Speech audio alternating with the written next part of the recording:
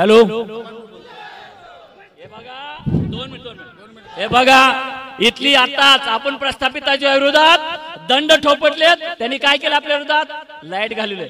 अरे बाबानो, ज्या झोपडीत अंधार होता त्या झोपडीतून आता तुम्हाला तुमच्या मैदानामध्ये जर लढायला आलो तरी लाईट गेली म्हणून घाबरणारी औलाद नाही. ही बाबासाहेबांची औलाद आहे. एक कारवाई दिली, एमएससी मध्ये लाईट चालू केली. आता घाबरायचं नाही. मल्हार राजाची कन्या रणंगणामध्ये बाबासाहेबांच्या आशीर्वादाने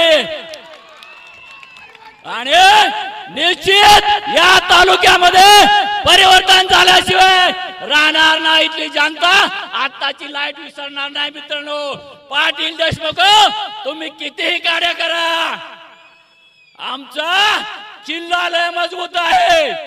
म्हणून इथल्या बौद्धांना सांगणं आहे, मी काही करायची विनंती सांगतोय बाबांनो, या तालुक्यामध्ये 30 वर्ष झालं छाती ठोकून बाबासाहेब सांगतोय, तुम्हाला आता ही जर वेळ कळालीच नाही, आता जर तुमच्या डोक्यात नाही आलं तर मग आपली प्रगती विसरा. आरक्षण जाणार आहे. मी थोडेच बोलणार, दादाला जायचंय पुढच्या ह्याला, कारण आपल्याकडे सुविधा नाहीत. म्हणून तुम्हाला कळकळीची विनंती बांधवनो, ज्या बाबासाहेबांनी या व्यवस्थेनं छळले, कोणची व्यवस्था आहे? आरक्षणाचीच. म्हणजे आता कमळाची व्यवस्था, त्या कमळाला दारावर सुद्धा उभा करू द्यायचं नाही. आणि जी ढोंगी काँग्रेस आहे, ज्याने बाबासाहेबांना सभागृहात जाऊ दिलं नाही, ज्याने बाबासाहेबाला लोकसभेत जाऊ दिलं नाही, ज्याने बाबासाहेबाला संविधान सभेत जाऊ दिलं नाही, ते